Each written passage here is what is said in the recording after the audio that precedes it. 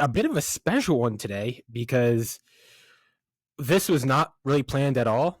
I think a few months ago, I'm joined by Noah Bartfield, who has been on this show before, and a few months ago when we were picking a molecule to do, how could we make this?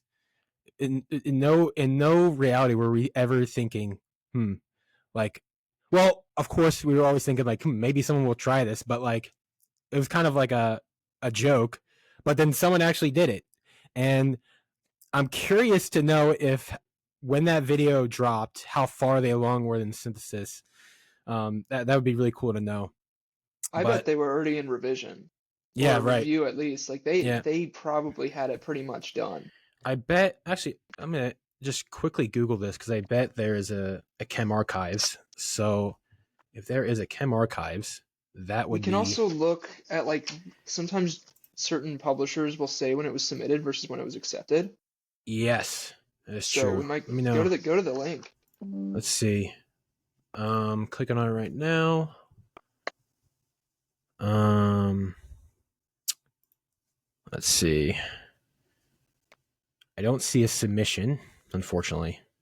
That's all right. Is it down towards the bottom? Check one more time. Oh, Let's here it see. is. Received March 22nd, revised April 28th, accepted May 3rd. When was it submitted? March March 22nd. March 22nd. Okay, it was submitted March 22nd. When did our video come out? Hang on. Let's check this real quick. A little bit before that maybe. Right. But Yep. not I mean, these guys were way ahead of us, right? Right. We got Okay. scooped, man. We got skewed. Right. Where is this? All right, let me just see when our video dropped. So our video dropped. It says 1 month ago. Damn it. I don't know. All right. I don't know. I think they were right around the same time. I'll tell you that much. They were like pretty much right around the same time. Yeah. Oh, March 23rd. Okay, here it is. No. Okay. So our video dropped March 23rd. No way. So we were talking about this the same day that they submitted this paper. Holy crap. So they were doing this with us. They knew what we were doing. They knew. They knew. No, I honestly, it's excellent. So I'm so glad that someone cleaned this molecule up in such an efficient way because we were not on the ball. These guys did an amazing job. yes, we're gonna talk about this today. That is crazy that they submitted and honestly, the viewers, this is so cool. We swear to God that this is not planned at all. Nope. They're not gonna. No one's gonna believe us, but I believe it's the truth. But okay, let's I guess let's get into this because this is really. We were chatting a little bit before, and this is kind of unprecedented in the fact that we're kind of reacting to a total synthesis, like we're reacting to a new album that's just dropping, or I don't know. We're like this is such a thing to do now on YouTube. These reaction videos, people want to see your reaction, right? So let's This is our reaction. This is our reaction. So I'm gonna start. I put together a very, very, very mini PowerPoint, just kind of showing their schemes. So let's see. Let's share. Let's share the window, and it. Like will not let me share the PowerPoint. Oh, maybe I'm on mobile. Maybe I'm vertical. This is weird. So if I hit window, all my browsers are up, but it won't let me share a PowerPoint. That's weird. If I share the screen, I'll share screen one. Oh wait, no, let me pull it up here. I have an idea. Here we go. Don't worry. Okay. Yep, right. Now you're seeing the screen. All right, here we go. So yep. let's do full screen here. Hopefully. Oh, okay. All right, hang on. I got to get me out of presenter mode here because it's gonna mess me up. Let's turn off presenter view. Now let's try that again. There we go. All right, now we're working out the technical difficulties here. But okay, we're here. So what I'm showing here is their retrosynthesis / I guess general strategy. So okay, first of all, awesome job to Professor Zhao Hong Liu. I believe it's how you pronounce it. The the corresponding author of this paper and the students that did this. They are at the College of Chemistry and Chemical Engineering in Xiamen University. Hopefully, I pronounced that correctly as well. But that is in China, Xiamen University. And I believe Professor Zhaoheng Liu did a postdoc with Stephen Buchwald, I believe. Hopefully that's correct.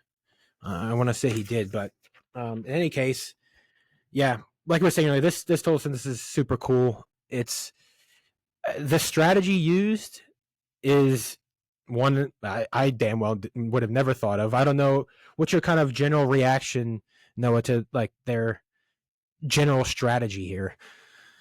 I was shocked, to be honest, because when I saw the title saying 13 steps, I was like, all right, this is going to be interesting. But yeah, I mean, they chose to go head on at all these extremely unstable intermediates, and I feel like it's a very fearless approach, and it's creative. The way they build their stereocenters, the way they build quat center, it's just like this is like if you can make this molecule in any shorter way, I would be shocked. It's just Right. such a great, compelling synthetic campaign. Yeah. Yeah. It is so cool. I think what we'll do is maybe we'll look at their retro and maybe compare and contrast our strategies versus theirs, and because it really is at the end of the day, this is really stellar chemistry. But I guess to start here, so the authors are talking about I guess the biosynthesis to make this molecule. So in the top left is kind of what we're looking at here, and ophiobolin. So I guess that's the compound in the top left where it's the 585. And biosynthetically, I guess, presumably with an enzyme, I don't know, but I guess in nature you make the 555 tetracyclic core kind of using, nature basically. So, and in my retrosynthesis, I kind of took this 2-electron strategy in my retrosynthesis. So, I mean, if you took a base and deprotonated that, I guess not carbon, I guess it would be, is it carbon 6? No, yeah, it is carbon 6. So if you deprotonated that carbon 6 and then kind of eliminated to make the 555 tetracyclic core, that was my general strategy, and that is what's done in nature. I don't know if that would work in practice because the authors here didn't necessarily use that strategy. They went the other direction. They Right. went from 10 to 6, which is really interesting. Yeah. So we'll discuss that now. Let's see. Anything else I kind of wanted to mention here? I don't think so. I guess so. Let's hop into their strategy. So on the right side, we're showing that is the retrosynthesis. So from 2, they use a pentafulvarine involved Heck reaction. Super cool.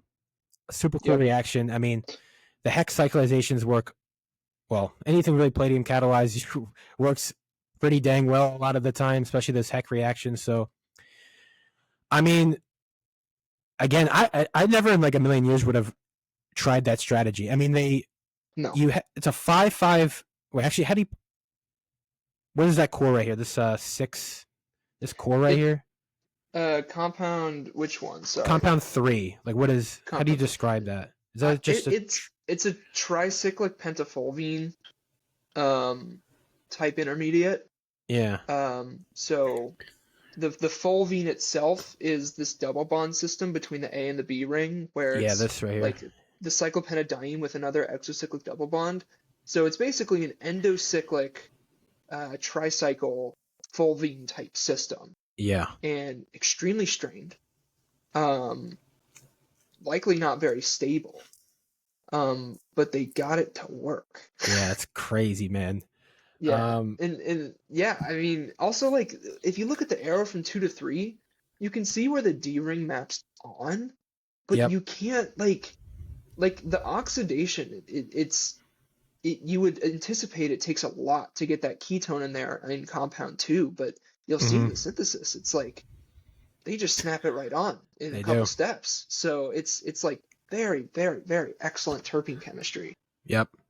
Super cool. I mean, like Noah mentioned, it's like kind of, I mean, it's really dug in there. I mean, that's pretty rigid structured, but that heck reaction, man. Again, I would have never thought of that. But so then I guess that was one of the key steps. And then in the second one, let me move on here a little bit. So in this, I guess their second key step was this pentafulverene 6+2 cycle Hmm. addition. I mean, that is just where I guess the strategy is you condense on an amine, a chiral enamine, and then you could do, I guess the nucleophilic pentafulverene will cyclize that on your enamine. I guess that's kind of the general strategy here, it looks like. Hopefully I Yeah, I described that mean, right. once you condense on that proline type catalyst, you have that handle for asymmetry. And Mm-hmm. the fact that basically that enamine that forms from the tautomerization of the condensation of the enamine just like shuttles electrons around to form new carbon-carbon bonds in a transangular fashion, that's really exciting. I usually I don't, this is an anionic cascade reaction is really what it is. Right. And that is not something that I think about. Um, Mm-hmm. we often think about radical cascades. We think about cationic cascades for like polyene cyclizations. It's a really cool anionic cascade reaction that I just never would have thought would build this core. Yeah. And again, there's strain here, and so anions to generate strain is again not something I think about. Usually I think about cations because they're so unstable that sometimes strain is stabilizing just because it's the best option. Right. But here, I mean, they get an excellent EE, they get a great yield. Yeah, they do. And one thing they did mention is that this strategy was based around I had a similar concern in my route, which is that D ring in compound two Mm-hmm. is this it imparts a lot of strain, and so Mm-hmm. the ABC system is a lot less strained. Um, Yes. and they calculated this and showed that like the D ring is basically just like stretches this thing out.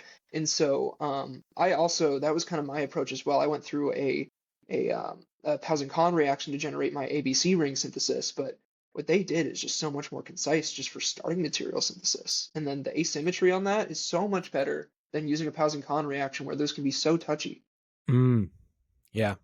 Excellent strategy here. I mean, I guess this shows you the also general power of you know pentafulverene chemistry. I mean, it seems like these are very competent nucleophiles and these kind of reactions. I guess so. I so shout out to the pentafulverene chemistry. I guess encourage you to, as always, we encourage you to go read this paper for yourself, and because I think I would have never thought of this strategy. So No, I don't live in no. that pentafulverene chemistry, but I I guess mean, with they that, really took this. It's so abiotic to me, like how they made right? this core, but then Yep. everything else feels so strategically designed and elegant.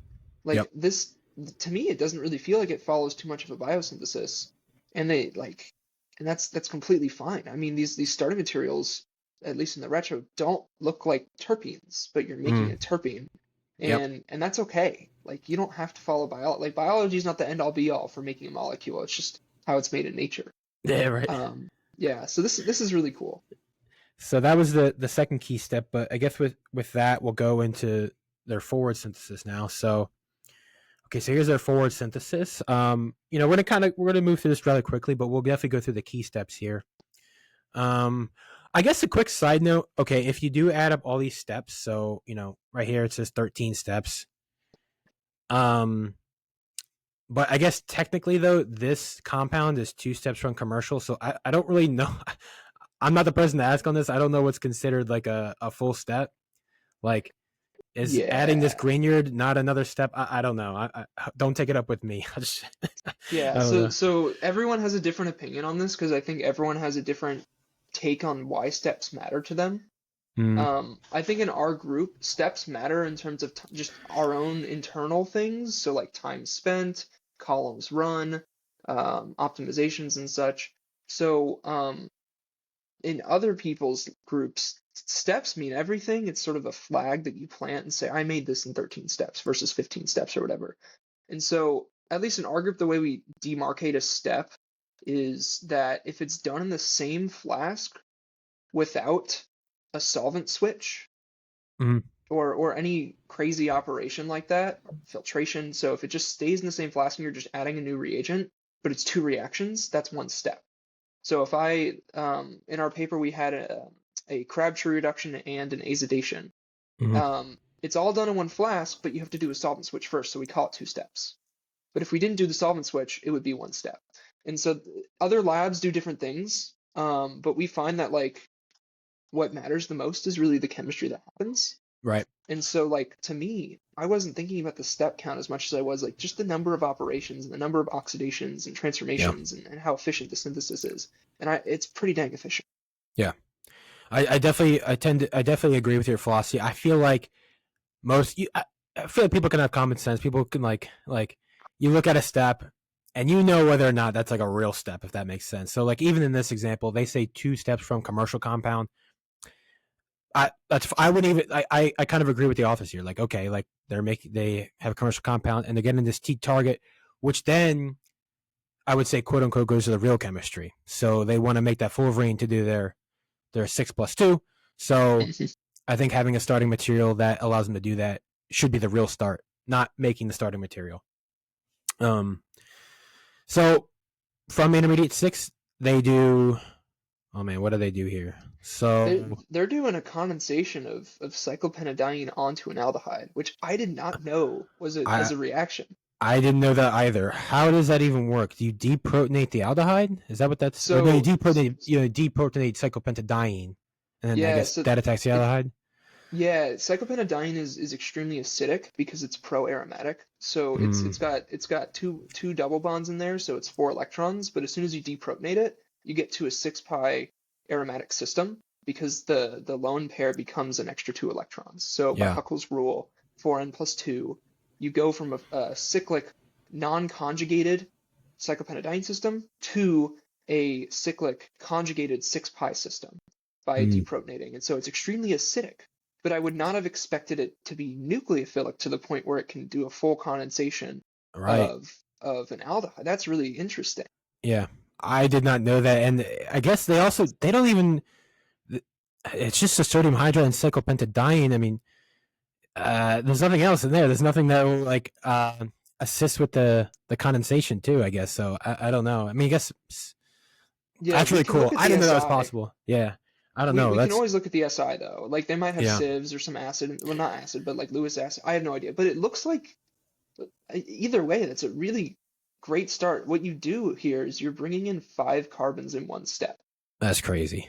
You're bringing in your first ring just Yeah, the by first doing ring. a condensation, which is That's so extremely cool. strategic. Yeah, it's really Yeah. cool.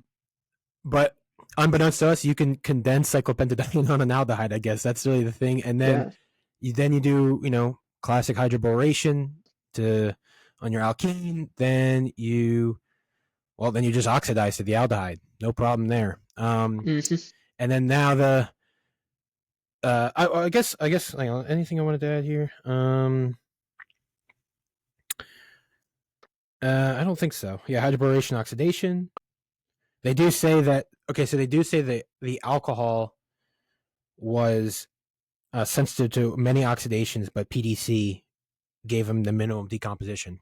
But okay, so after the oxidation, then they do their 6+2. You can read the paper for full optimization, but the authors just say that this catalyst down here in the bottom right, so this organocatalyst, this is what condenses onto your aldehyde, and then, well, I presume the fullerene kind of fragment can, attack that, and you cyclize. It was key to having some mole sieves to mop up all the water, but they got 98% enantiomeric excess and a 77% yield. That's pretty damn good. Yeah, it Anything I don't is know. solid. Anything you wanna kind of add here, Noah, on this, or I don't know if you had any. No, I I was mean, just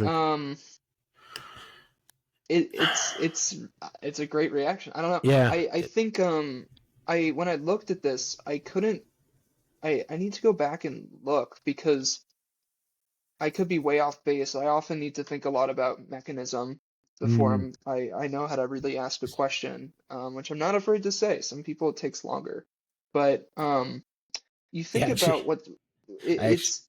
Yeah, go ahead, go ahead. I was gonna say I actually wrote down to mechanism here question mark. I was like, how does this work? So I guess you It, condense on the enamine, hmm and Onto the then aldehyde. yep, and then you I guess you can, shuffle around those double bonds a little bit, and you get to attack at the carbon attached to the enamine, I guess, and then Yeah. Yeah, so the I alpha carbon becomes a nucleophile.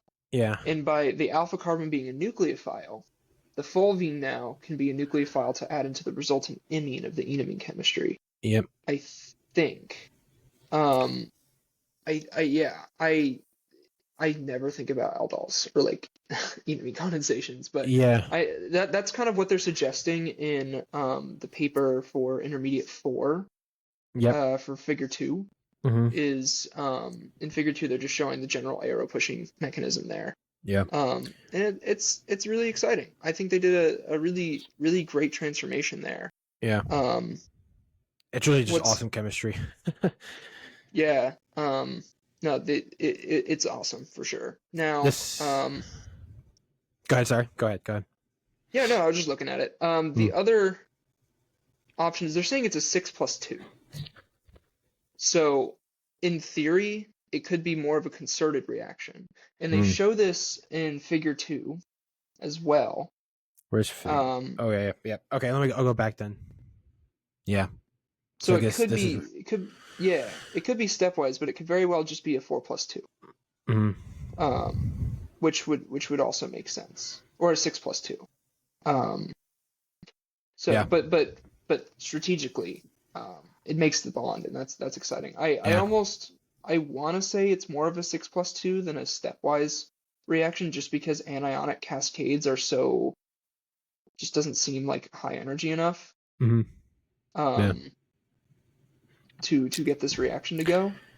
I am wondering like where the amine goes after this, but again, I really didn't think about this too much. Yeah. Same. I Um, mean, we didn't really. Yeah.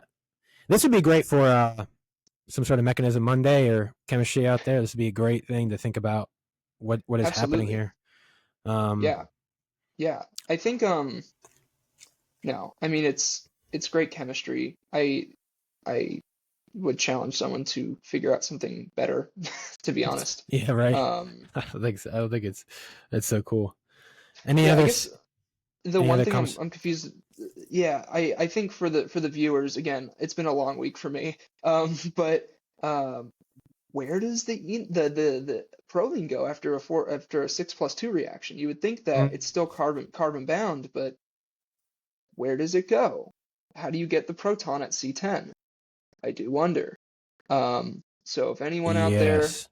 wants to venture to answer that question, um, or Yeah. the proton at C12, maybe I'm not thinking about this right. It's been a long week, but No, I get it. long Listen. long story Yeah. short, yeah, We're exciting encouraging it. reaction. If anyone, yeah, listen in the comments, like how just general steps on how this mechanism works. I think, yeah, we didn't really come prepared for this part, but whatever. This is kind of an open It's discussion rather than over analysis. Um, Yep, it's a reaction video. yeah, this is literally just we want this to kind of be a natural thing. But okay, so I guess from intermediate 3, then hmm they do an alkylation. Uh, I mean, I'm surprised this worked. I guess Yeah, it's interesting. you deprotonate and then you just kind of alkylate because yeah, you'll see this 8 right here, and that's this compound down here. So you deprotonate, you make an anion, and I guess that attacks the alkyl iodide. Nah. The authors, let's see, anything.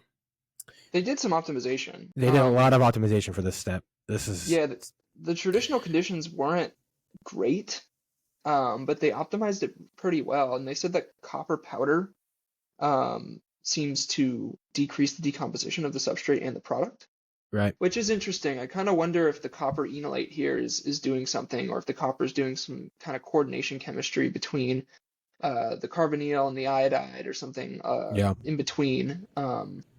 But yeah, and the facial selectivity is great Yep. because, as we know about fused 5-5 systems, the cis fusion is always going to be more stable than the trans fusion. So to be able to equilibrate your anion to the correct face and then attack with the electrophile is great. Mm-hmm. It's a great strategy. Yeah. It builds. the last stereocenter you realistically need to build in the core. Yeah. And I mean, this is also a quaternary carbon center too. Like that, I feel Yeah. like that is just, As a I don't know. nucleophile, that's weak, very weak Yeah. nucleophile. It's sterically hindered.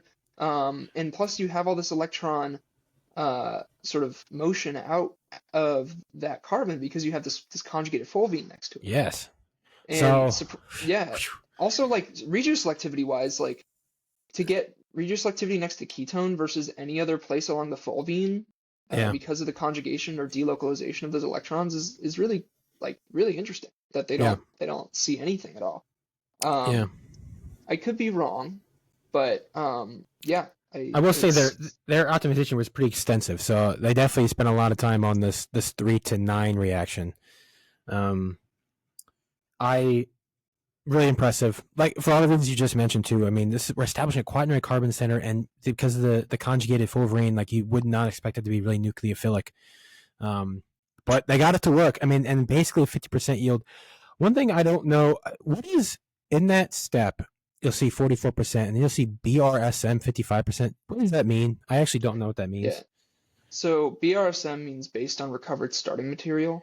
Okay. And the idea is if you recover your starting material, that's part of your isolated yield in that you just recovered some starting material, it didn't decomp. And so some people will like basically calculate if the starting material isolated had reacted to completion, it would be like 55% yield or whatever.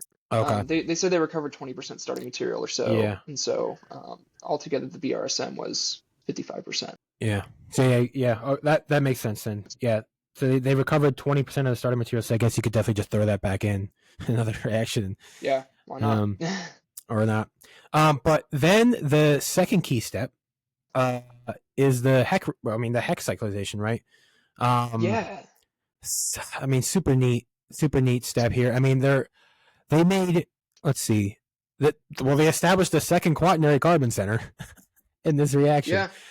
Um, man, that's really It's a cool. really clever design because the fulvene still is strained on some level, and this reaction is essentially like the starting material is spring loaded to relieve Yep. strain by building this other strained ring. It's just a matter of like which one's less strained, and it happens to be the product is. And so the way I think this probably moves forward is they trap at C3 with this alcohol unit, which it's an acetate that they then hydrolyze. And Yep. so I imagine that like this was a really great discovery in the group Yep. because I imagine that the interrupted hex aren't necessarily like completely unprecedented, where like instead of getting some sort of beta hydride elimination, you get some sort of nucleophilic addition. Mm-hmm. But like this is just such a great use of that chemistry. Yep. And to be able to take your acetate, whether it's the acetate from the silver, the acetate from the palladium, just insert that into the palladium allo complex to pause the reaction is again like Yep. it's just good strategy. And what this ends up doing for them is it gives them an opportunity to functionalize that A ring afterwards. So they're basically transposing the oxidation state on the vinyl iodide in the Yep. starting material to C3 of the A ring through Mm-hmm. the heck chemistry, which is Yep. just really cool. Yeah. Really cool chemistry. Yeah, you do. The authors mention here, yeah, a hex cyclization and then the eta 3 allele nucleophilic attack trapping sequence. And then they cite a few papers. So if you kind of want to see, I guess, the precedent for this type of reactivity, definitely go check those references here. Mm-hmm. Fantastic chemistry here. I suppose this is really cool. Because they are making the quaternary carbon center in this type of reaction. So, and like you mentioned, yeah, the intermediate 9, I mean, that is ready to go for, some like rearrangement or attack there. So really cool chemistry. I would have never thought of that. No, This strategy no. for making, I mean, that is the 555 tetracyclic core made in how many steps? How many did they made that core in 1, in 3, 4, 5. Well, it says it right there, I guess. So in 7 steps, they made the tetracystic core, the 555 tetracystic core. Really cool. Yep. And then from here, it's kind of, I don't want to say easy, but they already made the core, so now you just got to attach on that pendant alkyl group, I guess you could call it, and you're home free. It's all the periphery stuff. Yep. From intermediate 10, I didn't. So this is a hydrogenation, and then I guess rhodium can also oxidize the alcohol. I guess is what's happening there. This is something that's taken advantage a lot in Heck chemistry as well. This is a rhodium catalyzed, basically chain walking. So if the rhodium can do a migratory insertion to the alkene at C1 and 2, yep, that can just move along the carbon chain by doing beta hydride eliminations until it terminates at the ketone. And so it's just a thermodynamic process where if it just moves along, eventually it'll terminate at this ketone. Again, a really great use of a non-obvious oxidation state to move something else to somewhere else in the molecule without oxidation or reduction. The authors mention here too that, I guess if you're looking at intermediate 10, the alkene between 4 and 5, you might, I don't know, at first glance, that one might seem more accessible, but I guess not. So they say that this, although it is, well, actually, okay, 2 things. So the alkene between 1 and 2 is tri-substituted, and the alkene between 4 and 5 is di-substituted. So you might think a priori that's more accessible, but the authors mention that the steric hinge above and below the alkene between 4 and 5 makes it inaccessible. I'll just have to take their word for it. Obviously, the chemistry worked, so there has to be some sort of reason for that. Perhaps, maybe if if we built a model, perhaps maybe is that the D ring? I think would prohibit that accessibility to between alkene 4 and 5. I guess. Yeah, it very well might. Yeah. Just that the carbon on the left side of the D ring is probably just hanging right over the A ring, and so it's still surprising because of how comparatively unreacted tri-substituted alkenes are to this kind of chemistry as compared to di-substituted alkenes. So again, it's like once they made their core, they were in this endgame stage where they can leverage, rather than finely tuned chemistry, they can leverage the structural bias itself, which is that's where strategy in late game chemistry often comes, is you can't do some crazy complexity generating reaction. You have to rely on what the scaffold gives you, and so it's really great chemistry. And then methyl grignard, no problem. I presume are these brackets? Does that mean they didn't isolate it? Is that kind of common, or what is it, like an intermediate 11? Like, is that? I don't know what the brackets are. Generally, it's in the same flask. It looks like when often people will put then as well, like they do in this figure. So I'd have to read the SI, but I imagine it's in the same flask. Okay. But then and then as you could, if you look at intermediate 11, hopefully I get this right. The convex face is clearly open for an addition there. You're not getting underneath that concave side, so no stereochemistry here. And then I got to be honest.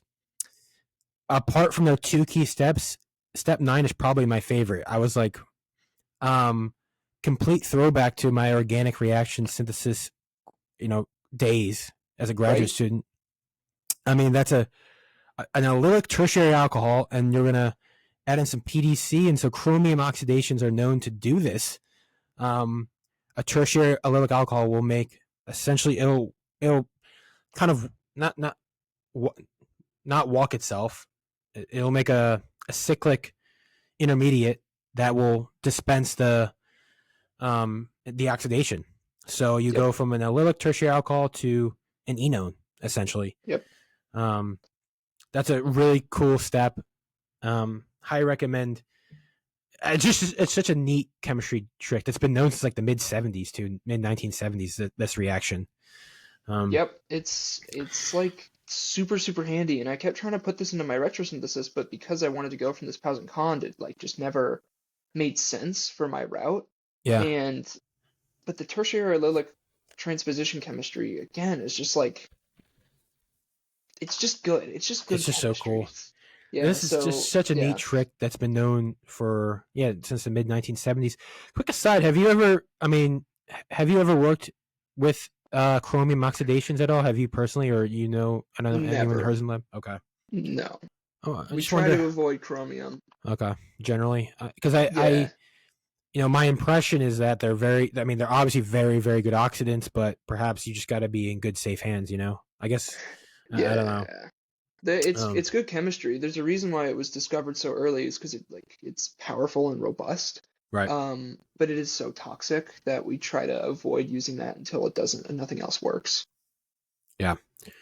But from there, so you get your PDC oxidation, and then a nucleophilic addition basically. And again, the authors here will say was they had to do a lot of optimization for this. So, but the long or the short here is that magnesium chloride can attack your ketone. And I suppose this is they kind of get they get a bunch of isomers. They get the desired product, which is 14, which they also have a crystal structure of. But then they get a different epimer, but also some linear products. So they do get a lot of side products here. But it's also worth mentioning that the authors state that they actually never get the tertiary alcohol, right? The tertiary alcohol just becomes a hemiketal in all their reactions, right? So you're never able to get a tertiary alcohol. You always get that hemiketal. So I don't know if you really have any comments for this part here. I mean, it's a nucleophilic addition that required a lot of optimization to figure out. But Yeah, I think it's kind of interesting how the hemiketal at 14 is it's a hemiketal instead of the double bond at the enone mm-hmm, being attacked. Because if you look at the isolation paper, there's another bipolarolide that has the C to A ring bridging ether, mm-hmm, but it attacks at the double bond, the beta position of the double bond of the starting material enone, basically. yep, And so I'm surprised that it's like this. Like you would think that biologically it would match. Now I could be wrong because the oxidation state on some of those isolates is a little bit different. mm-hmm, And maybe like the location of the bridging ether alcohol might be on a slightly different carbon, but it goes to show how close in proximity these intermediates, right, these interactions are between these rings. And it also, I think, tells you a story about the steric hindrance of that bottom ring because the A and the C rings are so close together that you can make a bridging ether. It makes sense why they get such high selectivity for certain additions, like facial selectivity additions, yep, because the bottom is just so congested. yep. Really, yeah. Using the rigidness of intermediate 13, right? That coming back to they've already made the 555 tetracyclic core, and that really sets a lot of the stereoselectivity here at this point, right on the periphery.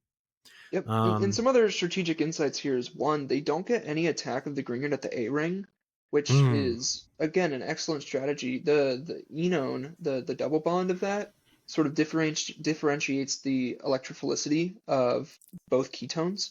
So the ketone on the C ring is just going to be more electrophilic. Generally, to add into the double bond of enone or into the carbonyl of enones, you have to activate those, whereas regular ketones, obviously you don't. You can just use yeah, the Grignard. So that was cool. And then also the stereoselectivity. They got a major diastereomer of the desired compound, yep, um, with the methyl group being a wedge as drawn at carbon 15. yeah. So let me just This, this is it this one right? No, it's this one right here. This one. The one I'm kind of wait. No, can you see my cursor? Oh, here it is. Sorry. there we go, yeah. Yeah, this right here. So this stereochemistry that we're kind of talking about right now. Yeah, they got the desired one in a 42% yield, but they also got about fourth, right? So about 22% of the opposite stereochemistry, the other epimer. Yeah, Um, which is like unfortunate, but yeah, they're able to, it seems like, separate these things, and that's really what matters. That this was another part of both of our retrosyntheses where like we didn't want to like we were worried about that, so we had like this whole asymmetric cross coupling idea with like yep, alkyl, yeah, and but no, they just you can in fact get some sort of preferential bias and you can separate the compounds. So like yep, that's what they did. yep.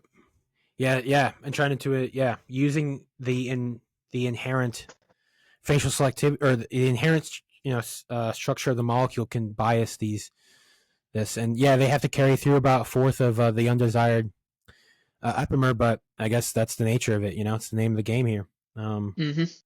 But they got their desired compound or their desired intermediate 14, and then they're kind of in the home stretch here. They're in the home stretch, and so from 14 they do a Suzuki Miura coupling basically. Make a boron, you do a cross coupling with 15, so 15's down here.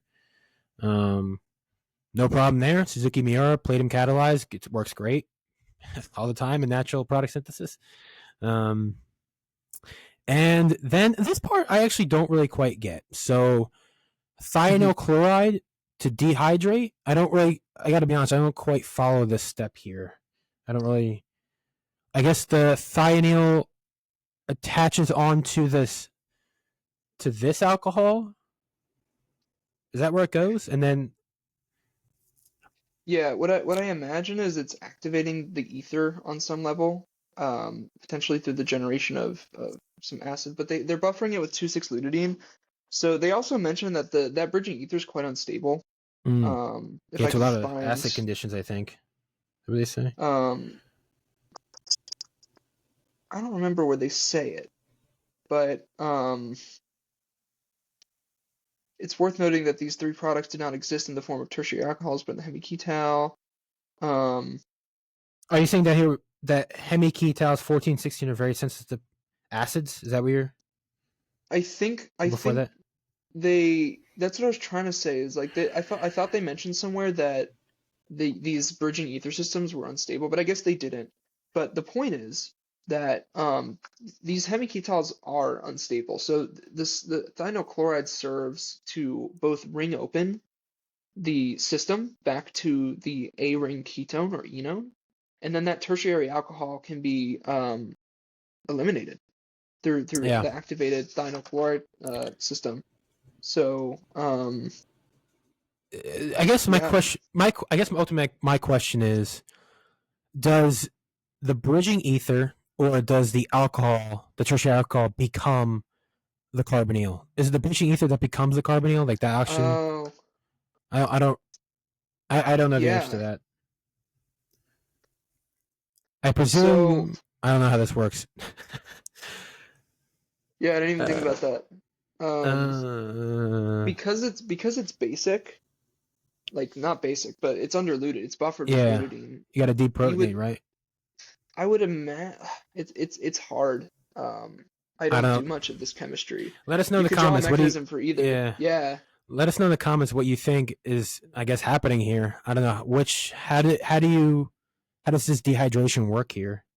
Um, You know, I mean, they do mention that they found endocyclic and exocyclic dehydration conditions were competitive in these mhm. reaction conditions. So That makes sense. I almost want to think that the alcohol in the A ring, the tertiary alcohol is drawn, um, gets activated by the thionyl chloride, and yeah, then you can deprotonate on the D ring or on the C ring mm, to eliminate the ether open and then eject the tertiary alcohol basically yeah, um, back to the ketone. That's what I want to say, but I don't know because I just don't do this chemistry, and I imagine like you'd have to design some sort of mechanistic experiment to figure it out. yeah. Or maybe people have studied for like 20 years and they just know this stuff. Yeah, let us know. Yeah, let us know in the comments like what is happening here. We'd love to know. The authors mentioned that in this step they get a 1.7 to 1 ratio of the endocyclic and exocyclic. So it's not you know I mean 1.7 to 1. It's not the ideal, right? But so there definitely is competitive pathways here. So let us know in the comments. We're not really. I'm not really sure what's happening there. Mechanism Yeah. wise. But in the final steps, they just do a global deprotection, and you're at Bipolarolide D. Yep. Um, again, this paper was so. I guess kind of just some closing thoughts here.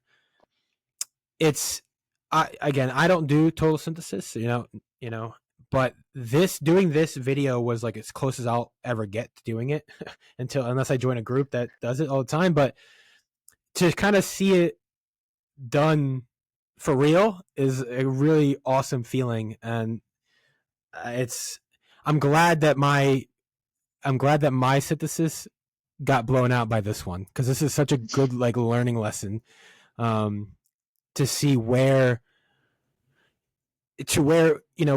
we could like I could have improved personally. Yep.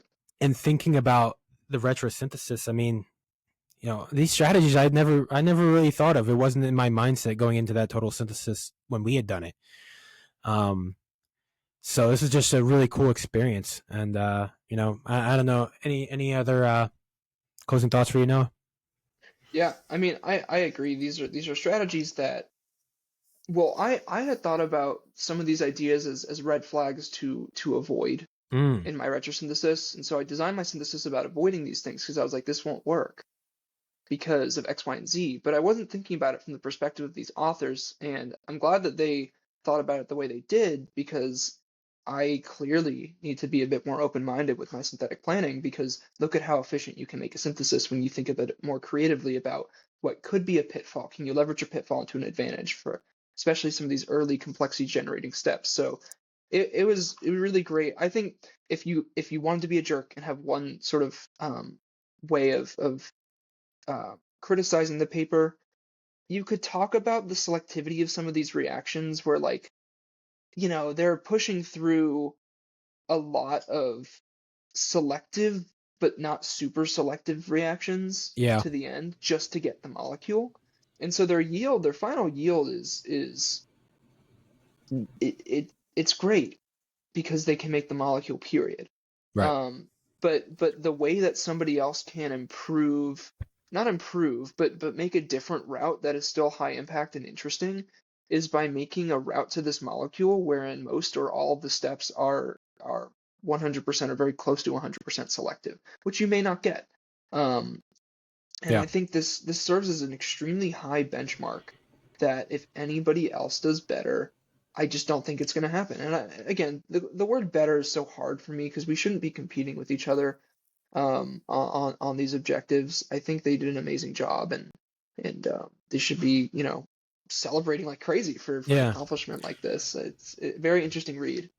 It was a very fun read. It's a very it's I love how concise it is. I mean, that's really what I think. That's kind of one of the main themes here. It's like so concise. I mean, the paper is great because it's only it's only 4 pages, so it's not even like crazy reading. And a lot of these steps are pushing the boundaries of how we think about chemistry. I think because in at the beginning at least I talked about how generating the tetracyclic core basically late stage. Instead, they did that first, essentially.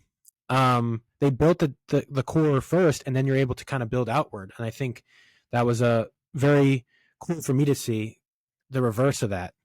So instead of going from a 585 and then condensing that, they actually just made the core and then build outward. So I thought that was really cool. Hmm. Some of Yeah. these steps, some of these Oh, steps I are was really cool. So go ahead, sorry. Go Oh, ahead. yeah, sorry. I was just gonna say, like, the whole synthesis feels like it's on a bedrock of these ideas of, can you transpose strain from one part of a molecule to another?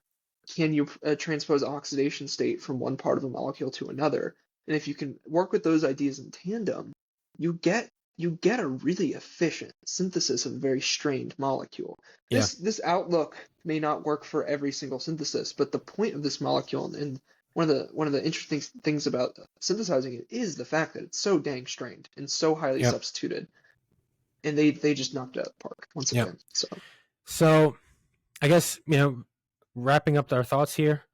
Congratulations to Professor Xiaolong Lu and the group there. We encourage you to really go check out this paper. I mean, honestly, uh, as someone who doesn't do total synthesis, this is such a pleasant read. So it was even fun for me. And yeah, seeing this kind of come to life. Yeah, we dropped that video. This got submitted the same day we dropped that video. So like, it really was just we can't even make this up. Just a really fun experience. And hopefully, going forward, I mean, Yeah, hopefully this is kind of a recurring thing. I like this idea of a reaction where we can really build up the chemistry community here. So, but with that, go ahead. No, you want to say anything else here? Good. No, I just thanks for listening to the last video. We got a lot of views, and that was awesome. And Yeah. hopefully people pay attention to this one because I don't know, it's cool to be publicly excited about other people's work in science. We don't do it enough. Yeah. So yeah. We plan to keep on doing that here. Thank you again for another episode, and hopefully this is a catalyst for more these type of videos. I think so. Thank you again, and we'll see you in the next episode. See you.